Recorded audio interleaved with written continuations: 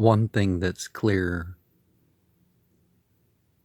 in the difference of the Sunni tradition is you find out more about the community,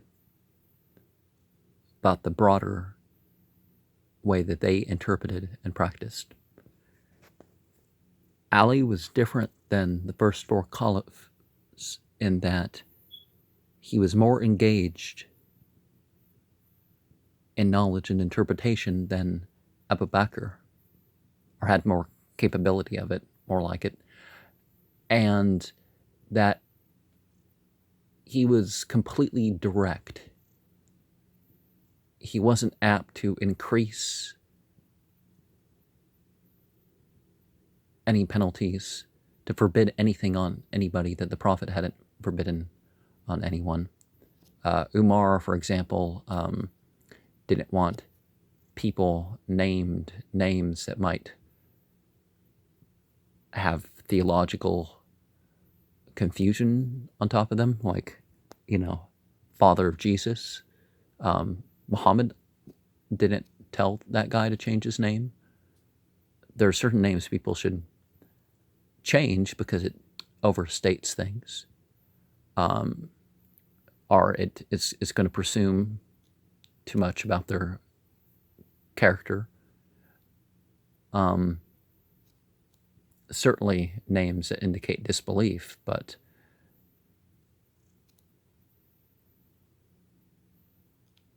the only name that you don't have is you don't name your firstborn Qasim, because you don't have the same kunya as Prophet Muhammad.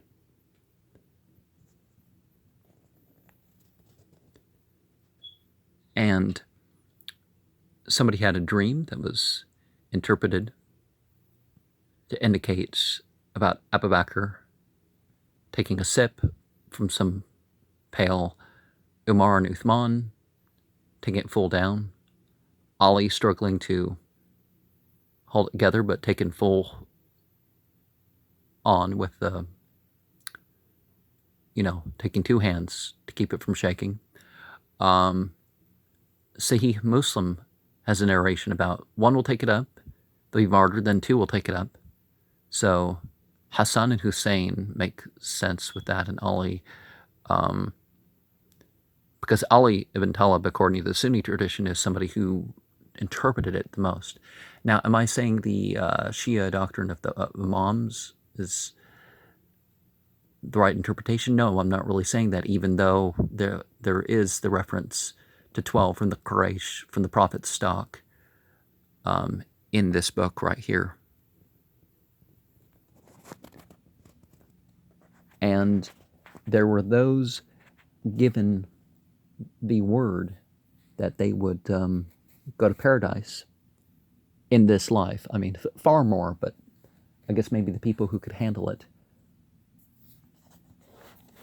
You have Ali, Talha, Zubair, Sa'ad bin Abi Waqqas, Abdul Rahman bin Auf, Abu Bakr, Umar, Uthman, Saad bin Malik,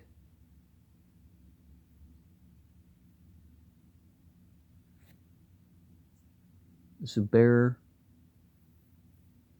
bin al-Awam. Oh, that's the thing. Abdul Rahman bin Auf. Already mentioned those. And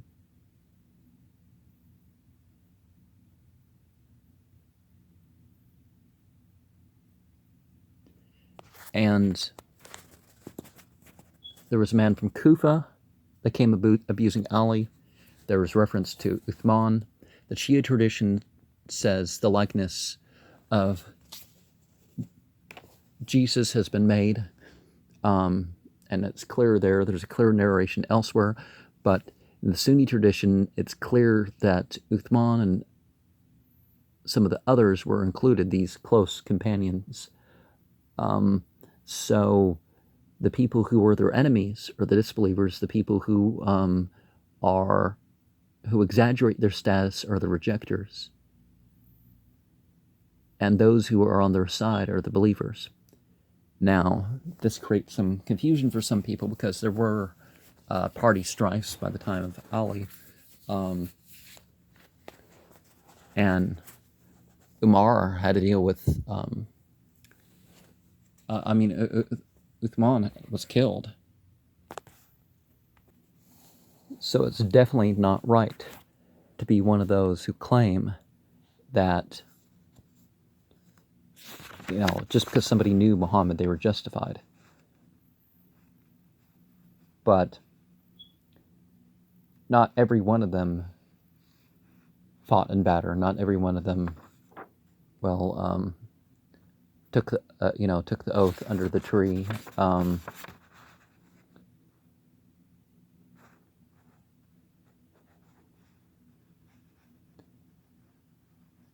And so one is not supposed to revile them. If somebody made a mistake, well, that individual mistake, just like even the criminals, in the Islamic point of view, the criminals are people who, when they've been punished for their crimes, you just kind of, leave them be like that. We may say that a prophet came and was in a certain place or a certain time or did a certain deed, but we do not invent distinctions between the prophets, like one is better, that sort of thing. We're told about those who abandoned the prayer. We're told about those who are delaying till they hear from their conservative authority, how this is not the thing. The Marjia were a people who made deeds to secondary. This is a word that the general body of the Shia refer the they refer this to the Alawiyah, the Alevi, the Ismaili, with their ultra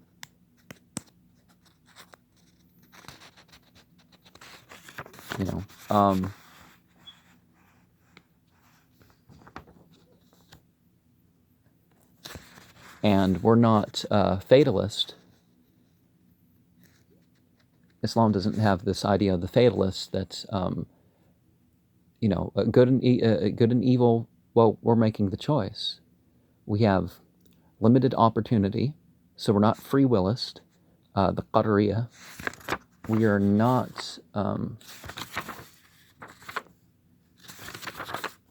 What's the other one? And it doesn't matter whose parents are who. We are, we're born upon Islam, and perhaps our parents or society convinces us to be otherwise than surrendered unto God.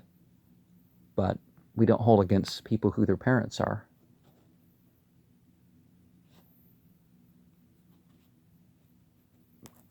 But we're not renegade sort of people either.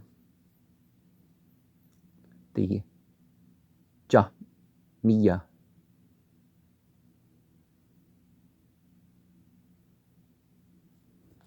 There are people who denied.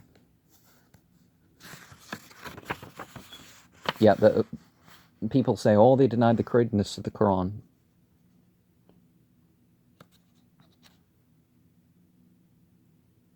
Oh wait, they were the ones who came up with that. The Quran's created. Well, no.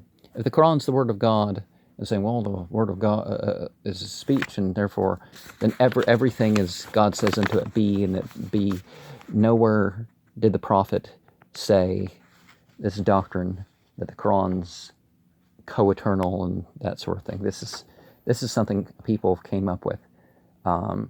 It's not something Ali or any of the earlier ones came up with. But one of the things that happened with a lot of the changes, a lot of the, Abu Bakr didn't spout this Quran's uncreated thing. Umar didn't. Ibn Abbas didn't. I'm not even sure if Umar ibn Abdulaziz did. I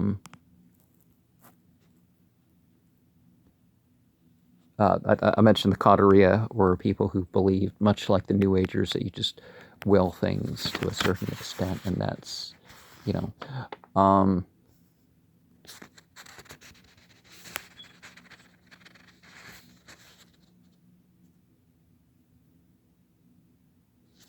and the intercession, Islam believes in intercession, but intercession is something in which a person,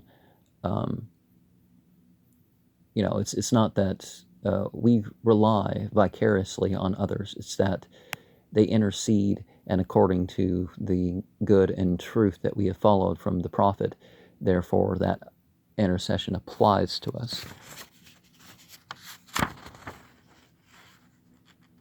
And we believe that there'll be a trumpet blown that ushers in the last day, and will be questioned in the grave.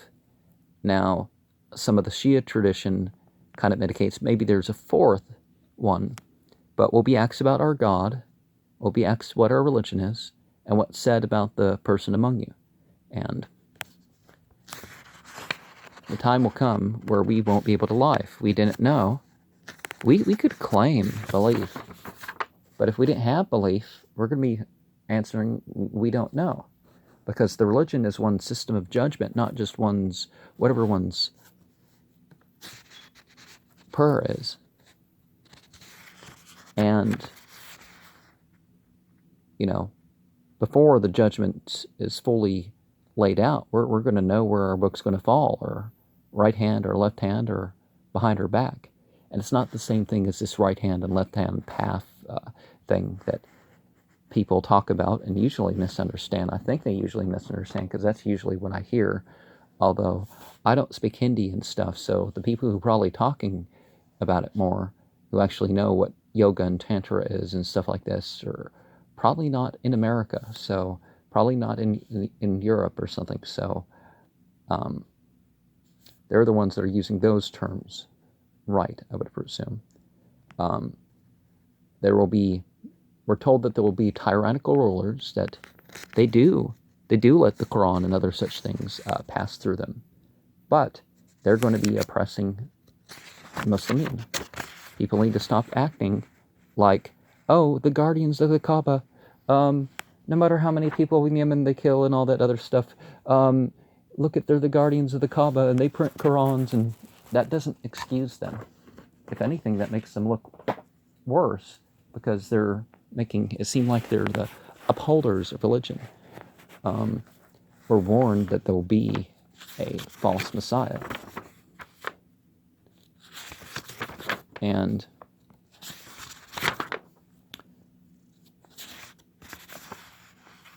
we're told, that we can changing our positions can help, and seeking refuge with God can help us deal with our anger. And I know that to be true. And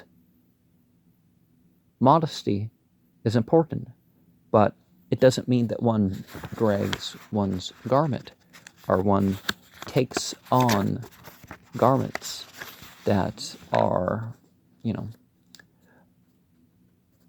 of the forbidden. One, modesty includes not per se making a point of boasting or showing off. We do have the idea, I don't know if it's here, I don't think it is, of when you go off to battle, maybe you do want to make a display, brighter colors and all that other stuff, but that's not quite the thing here.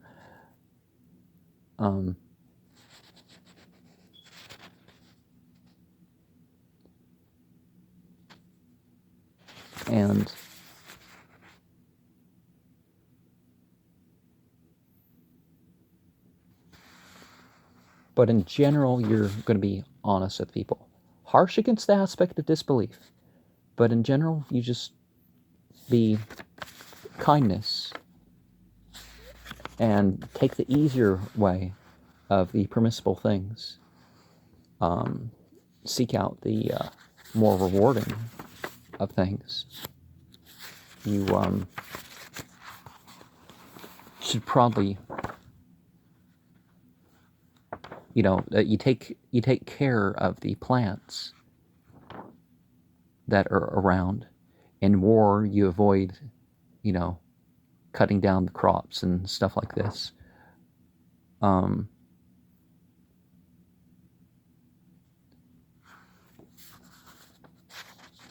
Slaves are individuals that,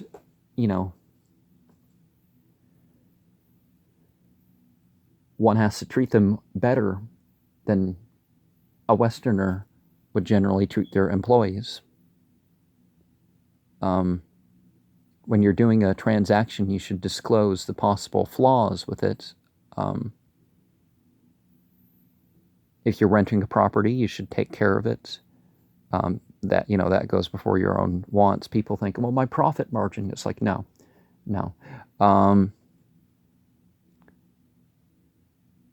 And you don't even speak bad to your slave. Now, a slave, if they're struck up the face and that sort of stuff, then they can be released, and slaves are a pretty expensive thing. But you clothe, they should eat and dress like as you dress. What employer treats their slaves so well? And remember, in the Islamic vision, nobody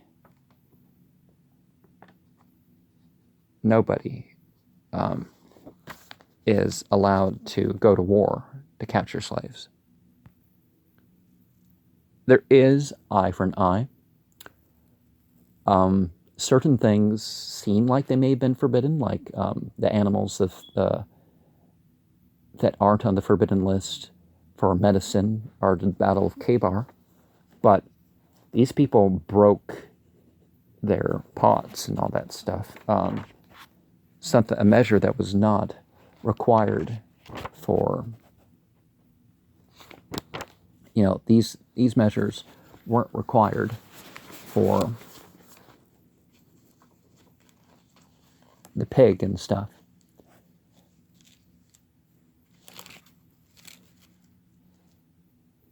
So some of it's very obvious.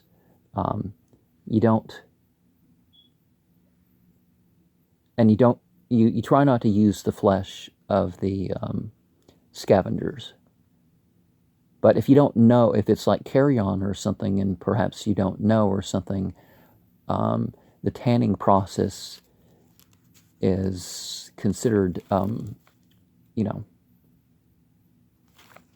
it is considered sufficient.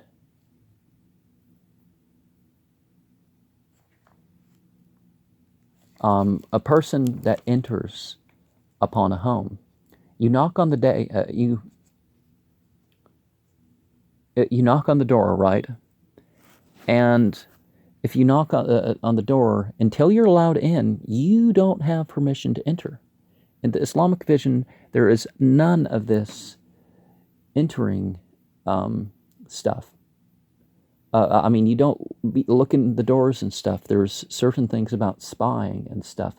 We're not a people who goes around trying to uncover faults.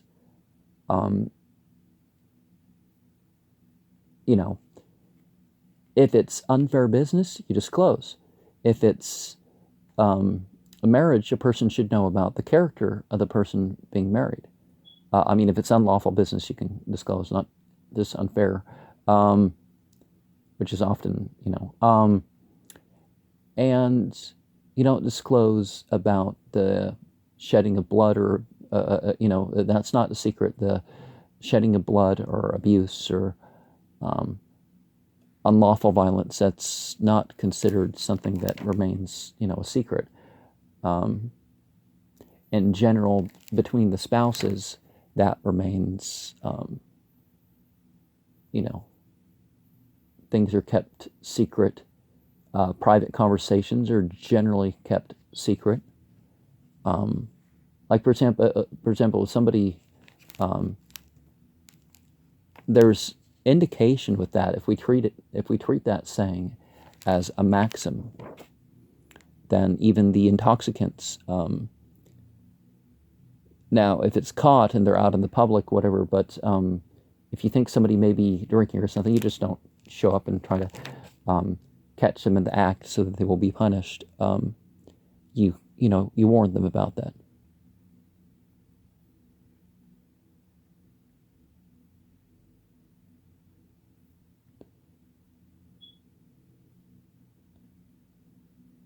And one should probably be slow about narrating the traditions. I know there's classes, but Prophet Muhammad wasn't somebody who just spoke. We do find some exceptions to that. And it is permissible to write the knowledge and to teach it.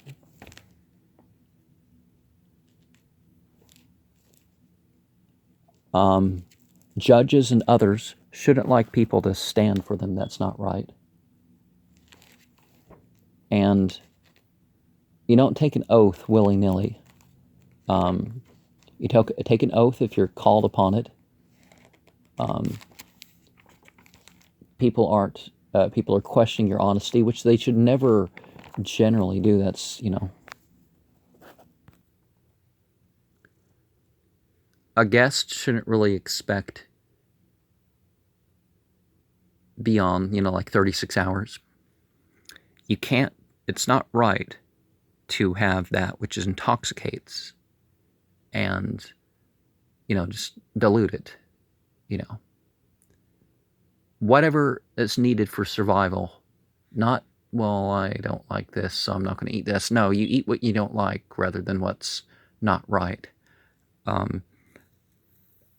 And you can leave juice out for a day or something, but you don't let it ferment at all.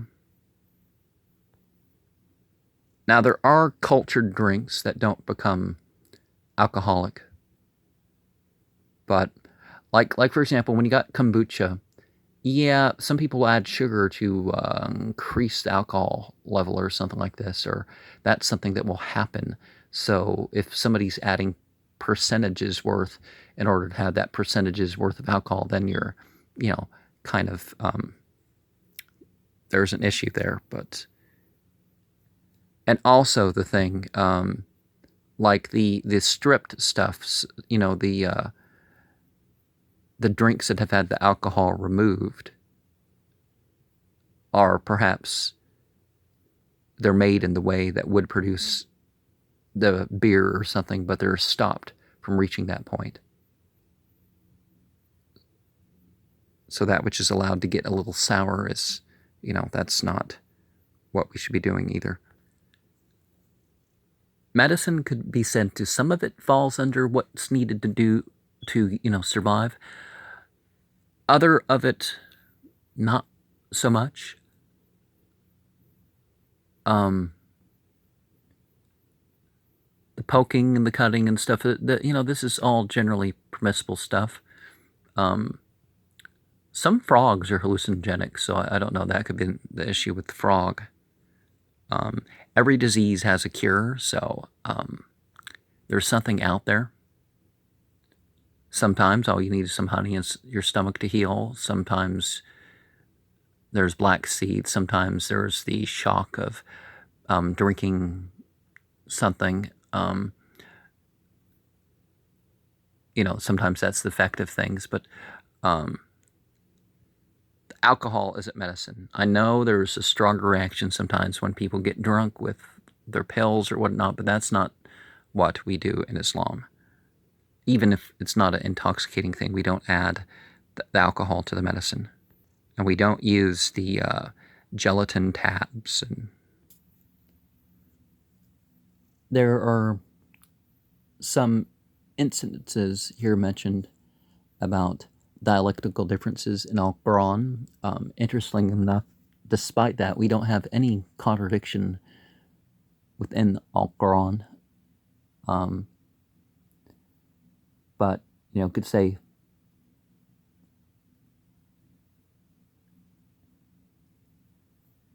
that there are 10. Some narrations say that there were 7. But you have less variation in the whole of Quran that way than you do in the entire book of Genesis, which is very interesting. We have that of Basra, Abu Amr, who died in 153 al-Hijra, Damascus, Ibn Amir, who died in 118. That of, a few different ones of Kufa, Asim, who died in 127, Hamza, who died in 156, Al-Kisa'i, who died in 189. You have one from Mecca, Ibn Kathir, who died in 119, and Medina, Nafi, who died in 169.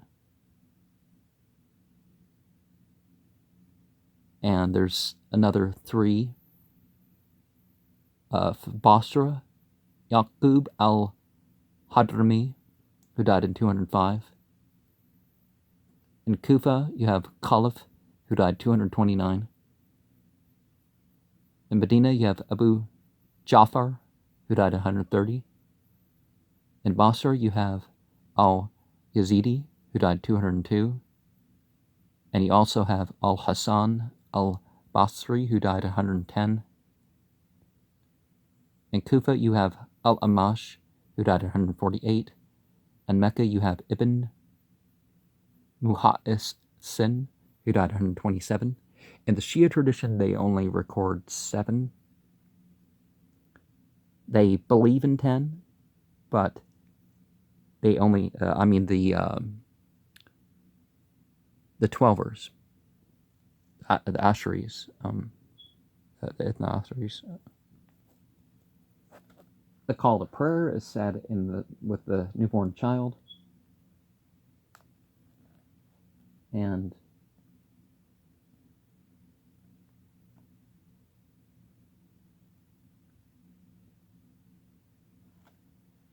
you can salute the non-Muslims, and it's better to make a habit of saluting everybody.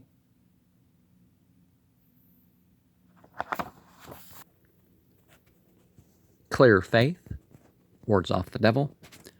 It's also important to remember that the shame, the most primal role of ethical conduct is to be shameless. Don't do anything that is going to bring you shame. And we could also say guilt has its reason too. But guilt is the noble virtue, and shame is like, oh, so you've failed others, What about yourself? If you've personally violated your own ethics, that's a further step, right? Men are not to be wearing of the clothes that are dyed with the saffron and such. Men don't have thick silk. They can have like a tie or something, but not anything really more than that. Men aren't supposed to drag their garments below the ankles. They don't wear gold except a little bit of a stripe or something. Well, not, you don't wear a gold watch, but the little bits of gold and stuff that are in the mechanisms are okay. You don't go around boasting and overpraising people. Oh, the best of us, and all this stuff. You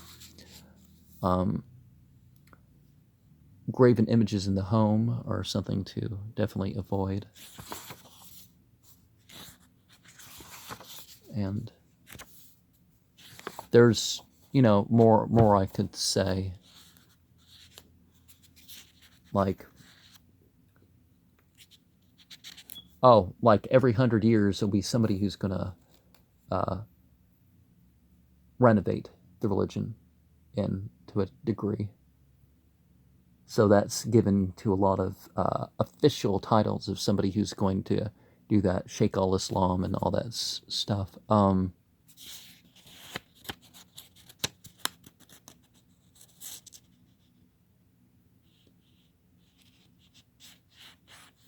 and the false Messiah to make an appearance after a, in the 7th year of a war with the church, you could say.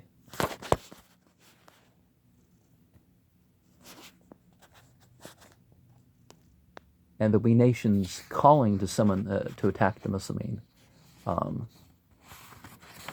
There were crusades, but this is... but then again, you don't agitate. We're not to go and just anger the Turks and the Christian empires and the now they're secular Rome and all that is, but it said there'll be a beast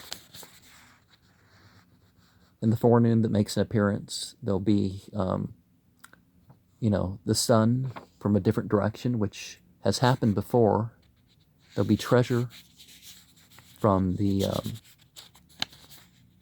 Euphrates,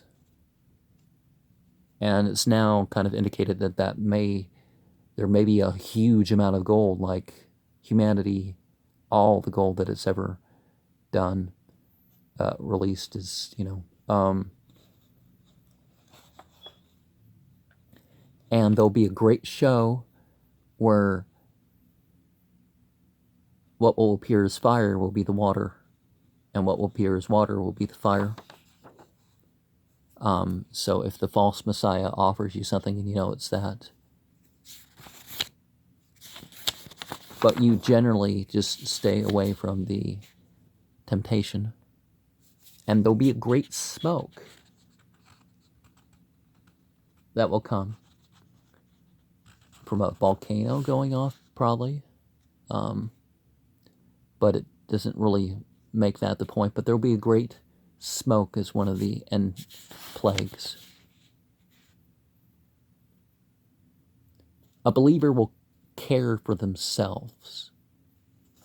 Like the people who, we're responsible for our own souls. And of Muhammad's community, the people who he was talking to, there wasn't anybody who was going to live 100 years past that point. And there were people ready to apostatize. When this one guy was 99 years old, they're saying, well, no, let's hold off. And yeah, he died before the 100 years were up. I don't remember how much. But there's always the soul for soul, offense for offense. Don't overstep with claims against people, or don't over